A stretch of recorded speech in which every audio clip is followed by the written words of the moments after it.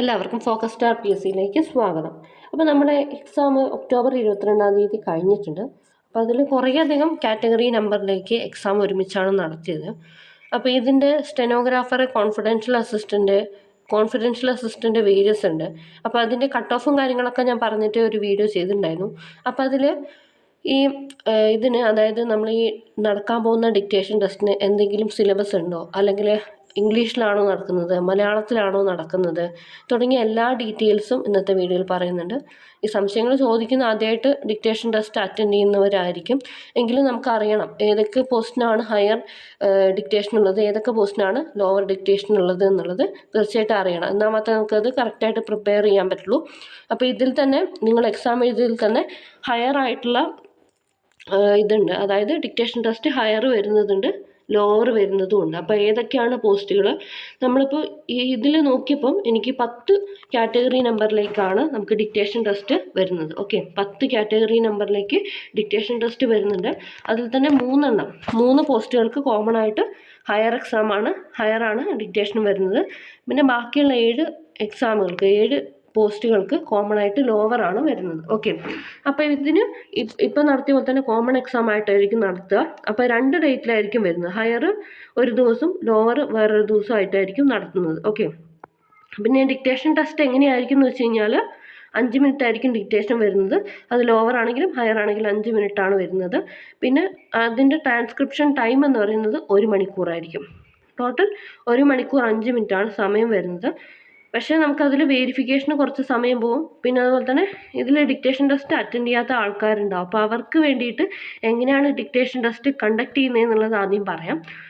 അപ്പോൾ നമുക്കത് ഇതിൽ എന്തൊക്കെയാണ് ഡിക്റ്റേഷൻ ടെസ്റ്റിന് പോകുമ്പോൾ കൊണ്ടുപോകേണ്ടത് നമ്മൾ സാധാരണ ഹോൾ ടിക്കറ്റും ID പ്രൂഫും പേനയും കൊണ്ടുപോകും. അപ്പോൾ നമ്മൾ ഇതിൻ്റെ കൂട്ടത്തിൽ കൊണ്ടുപോകേണ്ട മറ്റ് സാധനങ്ങളാണ് ഡിക്റ്റേഷൻ ടെസ്റ്റ്, അതായത് ഡിക്റ്റേഷൻ ഇത് ഷോർട്ട് ഹാൻഡ് എഴുതിയെടുക്കാൻ വേണ്ടിയിട്ടുള്ള നോട്ട് കൊണ്ടുപോകണം.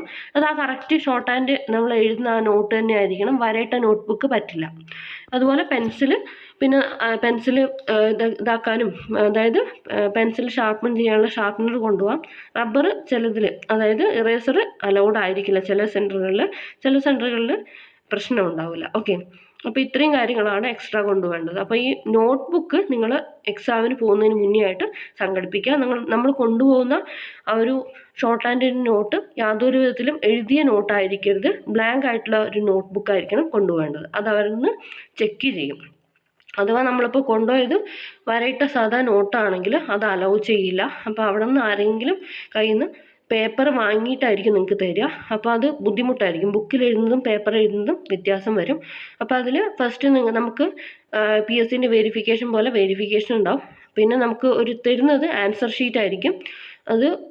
അതായത് നമുക്ക് ഇത് ട്രാൻസ്ക്രിപ്ഷൻ ചെയ്യാനുള്ള ഒരു മെറ്റീരിയലാണ് തരുന്നത്. അതിൽ നമുക്ക് രജിസ്റ്റർ നമ്പർ എഴുതാനുള്ള കോളം ഉണ്ടാവും. ഓക്കെ, പിന്നെ അവർ കാര്യങ്ങളൊക്കെ കറക്റ്റായിട്ട് പറഞ്ഞു തരും. അപ്പോൾ നമ്മൾ ഇത് വെരിഫിക്കേഷൻ കഴിഞ്ഞതിന് ശേഷം ഡിക്റ്റേഷൻ ടെസ്റ്റ് ആയിരിക്കും വരുന്നത്. മിക്കവാറും എല്ലാ എക്സാം സെൻറ്ററിലും എല്ലാ ഹോളിലേക്കും ടീച്ചേഴ്സ് ഉണ്ടാവില്ല. കോമൺ ആയിട്ടൊരു 3 ടീച്ചേഴ്സൊക്കെ ഉണ്ടാവുള്ളൂ. അപ്പോൾ എന്ത് ചെയ്യുമെന്ന് വെച്ച് കഴിഞ്ഞാൽ വേറെ എക്സാം ഹോളുകളിലേക്ക് നിങ്ങളെ മാറ്റിയിട്ട് അവിടുന്ന് ഡിക്റ്റേഷൻ തരും. ഡിക്റ്റേഷന് പോകുമ്പോൾ നമുക്ക് ആ ഒരു ഡിക്റ്റേഷൻ്റെ ബുക്കും പിന്നെ പെൻസിലും മാത്രമേ കൊണ്ടുപോകാൻ പറ്റുള്ളൂ. അപ്പോൾ അത് ഡിക്റ്റേഷൻ കഴിഞ്ഞതിന് ശേഷം നമ്മുടെ എവിടെയാണോ നമ്മൾ ഇരുന്നത്, എക്സാം ഹോളിൽ ഇരുന്നത്, അവിടെ പോയി കഴിഞ്ഞിട്ട് അവിടെ കറക്റ്റ് സമയം തരും, 1 മണിക്കൂർ സമയം തരും. ആ 1 മണിക്കൂർ കൊണ്ട് എഴുതിയിട്ട് തിരിച്ചെഴുതുക, അതായത് ഇംഗ്ലീഷിലേക്ക് ട്രാൻസ്ക്രൈബ് ചെയ്തിട്ട് കൊടുക്കാനാണ് പറയാറുള്ളത്. ഓക്കെ, അപ്പോൾ ഇതിൽ ആദ്യമായിട്ട് എക്സാം അറ്റൻഡ് ചെയ്യുന്നവരുണ്ടാവും. ആദ്യമായിട്ട് എക്സാം അറ്റൻഡ് ചെയ്യാൻ പോകുന്നവരോട് എനിക്ക് പറയാനുള്ളത് എന്താണെന്ന് വെച്ച് കഴിഞ്ഞാൽ നമ്മൾ വിചാരിക്കുന്ന പോലെ അത്ര സിമ്പിളല്ല എക്സാം. ഓക്കെ, അപ്പോൾ ഇപ്പം തന്നെ പ്രിപ്പറേഷൻ തുടങ്ങിയിട്ടുണ്ടെങ്കിൽ മാത്രമേ ഈ ഒരു എക്സാം ക്രാക്ക് ചെയ്യാൻ പറ്റുള്ളൂ. ഓക്കെ, എൻ്റെ അനുഭവത്തിൽ നിന്ന് പറയുന്നതാണ്. അപ്പോൾ ഇതിൽ ഏതൊക്കെയാണ് പോസ്റ്റുകൾ എന്തൊക്കെയാണെന്നുള്ളത് ജസ്റ്റ് ഒന്ന് നോക്കാം. ഞാൻ പറഞ്ഞ 10 പോസ്റ്റുകൾ ആദ്യം ഒന്ന് നോക്കാം. 138/2024 stenographer, director recruitment, Kerala state construction corporation limited, state wide ആണ്. പിന്നെ അടുത്ത post 247/2024 stenographer, confidential assistant, director recruitment, various government owned companies, corporations, boards, state wide.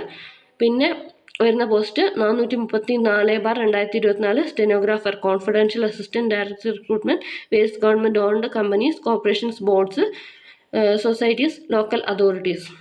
521/2024 confidential assistant grade 2 part 1 direct recruitment various അത് എല്ലാ ഡിസ്ട്രിക്റ്റിലേക്കും വരുന്നുണ്ട്. പിന്നെ 522/2024 confidential assistant grade 2 part 2 recruitment by transfer അത് various ആണ്, എല്ലാ ഡിസ്ട്രിക്റ്റിലേക്കും വരുന്നുണ്ട്. അടുത്ത category number 598/2024 confidential assistant grade 2 direct recruitment various government owned companies boards corporations ആണ് സ്റ്റേറ്റ് വൈഡ്. പിന്നെ 655/2024 stenographer NCA LCAI Kerala state drugs and pharmaceuticals limited state wide. 658/2024 stenographer confidential assistant NCSC various government owned companies corporations boards societies local authorities etcetera state wide. 701/2024 confidential assistant grade 2 NCA LCAI various Kasaragod. 19/2025 confidential assistant direct recruitment Kerala labour welfare fund board state wide. Okay, ഒരു കാര്യം കൂടി ഞാൻ പറയാൻ വിട്ടുപോയി. അപ്പോൾ ഇതിൽ എന്താണ് syllabus എന്ന് വെച്ച് കഴിഞ്ഞാൽ സിലബസ് ഒന്നും തന്നെ ഇല്ല, പ്രത്യേകിച്ച് ഒരു സിലബസ് നമുക്കിതിന് ആവശ്യമില്ല. അതായത് അവിടെ വായിക്കുന്ന ആ ഒരു പാസേജ് നമ്മൾ ഷോർട്ട് ഹാൻഡിൽ എഴുതിയിട്ട് അത് തിരിച്ചെഴുതി കൊടുക്കുക, അത് മാത്രമേ ഉള്ളൂ. അതിന് പ്രത്യേകം സിലബസ് ഇല്ല, അത് ആദ്യം മനസ്സിലാക്കുക. ഓക്കെ, ഇത് ഡിക്റ്റേഷൻ ലോവർ ആണോ ഹയർ ആണോ എന്ന് മനസ്സിലാക്കുന്നത് എങ്ങനെയാണെന്ന് വെച്ച് കഴിഞ്ഞാൽ ക്വാളിഫിക്കേഷൻ നോക്കിയിട്ടാണ് നമ്മൾ മനസ്സിലാക്കുന്നത്. അതും കൂടി ഈ വീഡിയോയിൽ ഉൾപ്പെടുത്തുന്നുണ്ട്. അപ്പം നിങ്ങൾക്കത് കറക്റ്റായിട്ട് മനസ്സിലാക്കാൻ പറ്റും. ഓരോ പോസ്റ്റുകളും എങ്ങനെയാണ് ലോവർ ഹയർ ഡിക്റ്റേഷൻ വരുന്നതെന്നുള്ളത് കറക്റ്റ് മനസ്സിലാക്കാൻ പറ്റും. ഓക്കെ, അടുത്തായിട്ട് നമുക്ക് ഓരോ നോട്ടിഫിക്കേഷൻ എടുത്തിട്ട് ക്വാളിഫിക്കേഷൻ എന്താണെന്നുള്ളത് ജസ്റ്റ് ഒന്ന് നോക്കാം. ആദ്യത്തെ പോസ്റ്റ് എന്ന് പറയുന്നത് stenographer Kerala state construction corporation limited 138/2024. അതിൻ്റെ ക്വാളിഫിക്കേഷൻ വരുന്നത് ഇവിടെ നമുക്ക് ഷോർട്ട് ഹാൻഡിൻ്റെയാണ് ക്വാളിഫിക്കേഷൻ നോക്കേണ്ടത്. ഷോർട്ട് ഹാൻഡ് ഇംഗ്ലീഷ് ലോവറാണ്. അപ്പോൾ ഇത് ലോവറാണ് എക്സാം വരുന്നത്. അതായത് 138/2024 എന്നുള്ള കാറ്റഗറിക്ക് ലോവർ ഡിക്റ്റേഷനാണ് വരുന്നത്. ഓക്കെ, ഇത് അവസാനം ഞാൻ എല്ലാം കൂടി ഒരുമിച്ച് പറയാം, ഏതൊക്കെ കാറ്റഗറിക്കാണ് ലോവർ ഹയർ എന്നുള്ളത് ഒരുമിച്ച് പറയാം. ഓക്കെ, അതുപോലെ ഡിക്റ്റേഷൻ ടെസ്റ്റ് ഇംഗ്ലീഷിൽ ആയിരിക്കും, മലയാളത്തിൽ ഉണ്ടാവില്ല. ഇംഗ്ലീഷ് മാത്രമാണ് ഡിക്റ്റേഷൻ ടെസ്റ്റ് വരുന്നത്. ഓക്കെ, പിന്നെ നമുക്ക് മലയാളം ഡിക്റ്റേഷനുള്ളത് ആകെയുള്ളത് റിപ്പോർട്ടർ ഗ്രേഡ് 2 മലയാളം എന്നുള്ള ആ ഒരു പോസ്റ്റ് മാത്രമേ ഈ മലയാളം ഷോർട്ട് ഹാൻഡ് വരുന്നുള്ളൂ, ഡിക്റ്റേഷനും വരുന്നുള്ളൂ. ഓക്കെ, അടുത്ത പോസ്റ്റ് സ്റ്റെനോഗ്രാഫർ അല്ലെങ്കിൽ confidential assistant various government owned companies corporations boards. ഇതിൻ്റെ ക്വാളിഫിക്കേഷൻ വരുന്നത് shorthand English higher KGT or its ഇക്വലൻ്റാണ്. അതുകൊണ്ട് തന്നെ ഇത് ഹയർ ആണ് ഡിക്റ്റേഷൻ വരുന്നത്. ഓക്കെ, ഹയർ ഡിക്റ്റേഷനാണ് വരുന്നത്. ഏതാണെന്ന് വെച്ച് കഴിഞ്ഞാൽ 247/2024 stenographer confidential assistant various government owned companies corporations boards. Okay, അടുത്ത post 434/2024 various government owned companies corporations boards societies local authorities stenographer confidential assistant. ഇതിൻ്റെ ക്വാളിഫിക്കേഷൻ ഷോർട്ട് ആൻഡ് ഹയർ തന്നെയാണ്. അതുകൊണ്ട് തന്നെ ഇവിടെ ഇതിലും ഹയർ ആണ് ക്വാളിഫിക്കേഷൻ വരുന്നത്, അതായത് ഹയർ ഡിക്റ്റേഷനാണ് വരുന്നത്. 120 വേർഡ്സ് പെർ മിനിറ്റ് ആണ് ഹയർ എന്ന് പറയുന്നത്. ലോവർ എന്ന് പറയുന്നത് 80 വേർഡ്സ് പെർ മിനിറ്റ് ആണ് ലോവർ എന്ന് പറയുന്നത്. ഓക്കെ, ഇതിന് 120 വേർഡ്സ് പെർ മിനിറ്റ് ആണ് ഡിക്റ്റേഷൻ വരുന്നത്. അടുത്ത പോസ്റ്റാണ് എല്ലാവരും കാത്തിരിക്കുന്ന ഒരു post, confidential assistant grade 2 direct recruitment various 521/2024. ഇതിൻ്റെ ക്വാളിഫിക്കേഷൻ നമുക്ക് ഷോർട്ട് ഹാൻഡ് നോക്കിക്കഴിഞ്ഞാൽ lower grade certificate in short hand English KGT or its equivalent. അത് ഷോർട്ട് ഹാൻഡ് ലോവർ ആയതുകൊണ്ട് തന്നെ ഡിക്റ്റേഷൻ ലോവർ ആയിരിക്കും, 80 വേർഡ്സ് പെർ മിനിറ്റ് ആയിരിക്കും. ഏതാണ് confidential assistant grade 2 direct recruitment various. അടുത്ത പോസ്റ്റ് ഏതാണെന്ന് വെച്ച് കഴിഞ്ഞാൽ confidential assistant grade 2 by transfer various district wise ആണ്. 522/2024 ഇതിൻ്റെ ക്വാളിഫിക്കേഷൻ ജസ്റ്റ് ഒന്ന് നോക്കാം നമുക്ക്. Lower grade certificate in shorthand English KGT or its equivalent ആണ്. അതുകൊണ്ട് ഇതും ലോവറാണ് ഡിക്റ്റേഷൻ വരുന്നത്. ഏതാണെന്ന് വെച്ചാൽ ഈ confidential assistant grade 2 by transfer various. അടുത്ത post confidential assistant grade 2 various government owned companies corporations boards. Okay, ഇത് ലോവറാണ് ക്വാളിഫിക്കേഷൻ വരുന്നത്. ഷോർട്ട് ആൻഡ് ഇംഗ്ലീഷ് ലോവറാണ്, അതുകൊണ്ട് തന്നെ ലോവറാണ് ഇതിൻ്റെ ഡിക്റ്റേഷൻ വരുന്നത്. ഏതാ confidential assistant grade 2 government owned companies 598/2024. അടുത്ത post stenographer Kerala state drugs and pharmaceuticals limited 655/2024. ഇതിൻ്റെ ക്വാളിഫിക്കേഷൻ വരുന്നത് ഷോർട്ട് ആൻഡ് ഇംഗ്ലീഷ് ലോവറാണ്. അതുകൊണ്ട് തന്നെ ലോവർ ആയിരിക്കും ഇതിൻ്റെ ഡിക്റ്റേഷൻ വരുന്നത്. ഏതാണ്? 655/2024 stenographer Kerala state drugs and pharmaceuticals limited. അടുത്ത post stenographer confidential assistant various government owned companies boards corporations societies local authorities 658/2024. ഇത് ഷോർട്ട് ആൻഡ് ഹയർ ആണ്. ഓക്കെ, അതുകൊണ്ട് തന്നെ ഇത് ഹയർ ക്വാളിഫിക്കേഷനാണ്. അതായത് ഡിക്റ്റേഷൻ ഹയർ ആണ്. 120 വേർഡ്സ് പെർ മിനിറ്റ് ആണ് ഇതിൻ്റെ വരുന്നത്. ഇത് 658/2024 stenographer confidential assistant various government owned companies boards corporations societies. Okay, അടുത്ത post confidential assistant grade 2 district wise ആണ് വേരിയസ്.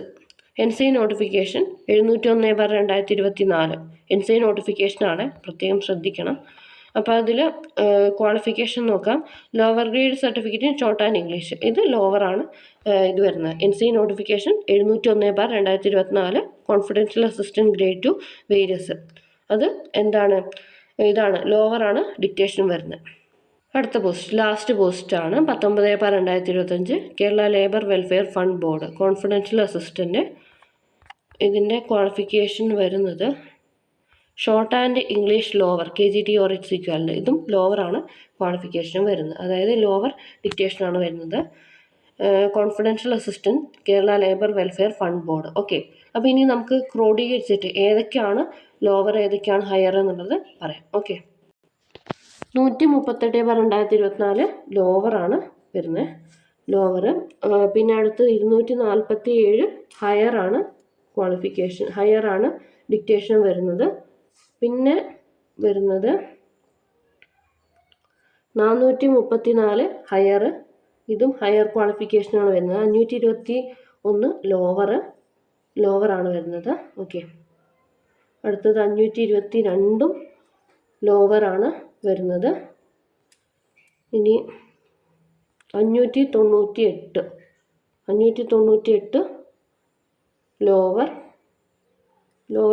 ലോവറാണ് വരുന്നത്. 655 ലോവർ, 658 ഹയറാണ്. ഓക്കെ, ഇനി 701 ലോവർ, 19 ലോവർ. ഓക്കെ, അപ്പോൾ ഇതിൽ ഹയറായിട്ട് വരുന്നത് stenographer confidential assistant various government owned companies corporations boards 247/2024. പിന്നെ stenographer confidential assistant director recruitment various owned companies corporations boards, അതും ഹയറാണ്. പിന്നെ വരുന്ന ഒരു പോസ്റ്റ് ഹയറായിട്ട് വരുന്നൊരു post stenographer confidential assistant NCSC various government owned companies corporations boards. ആ ഒരു ഇതും അതായത് ഈ company board confidential assistant stenographer ഹയറാണ് ക്വാളിഫിക്കേഷൻ, ഹയറാണ് ഡിക്റ്റേഷൻ വരുന്നത്. ഇനി ലോവർ ക്വാളിഫിക്കേഷൻ അല്ലെങ്കിൽ ലോവർ ഡിക്റ്റേഷൻ വരുന്നത് stenographer director recruitment Kerala state construction corporation limited.